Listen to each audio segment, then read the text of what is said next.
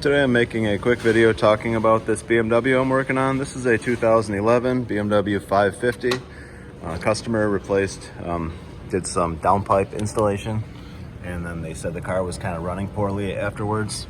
You can see they did a lot of things that aren't great. The kind of harness was routed weird for this, and I guess they had it programmed. They said they went to take it for a drive, and it felt like down on power. The engine light was on, had misfire faults, so they went to replacing their spark plugs and ignition coils, and that's what the video is about. I just want to show you the most common thing I see whenever people replace ignition coils on these. It's just something you have to be aware of. I see it very, very frequently.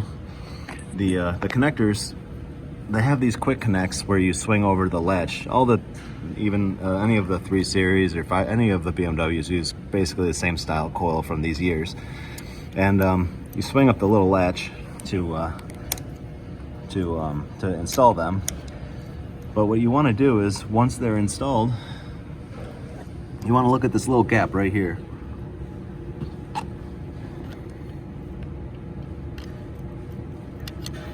That little gap needs to be about like that. That just indicates that the plug is all the way on. You can see this coil here, it's not. It's just hanging off the back. So they swung over the little lever and they didn't have the connector fully seated. So that's most likely what's going on. And they've kind of been chasing that around. That's how they should look. This one looks good. This one up here, same thing. So you can see it's not pushed fully on. So what I like to do sometimes, even when they do look good, sometimes I get a little screwdriver and just get it right between here and kind of just push it over slightly like that, just to make sure it's fully seated. You won't hurt anything if you're just gentle with it.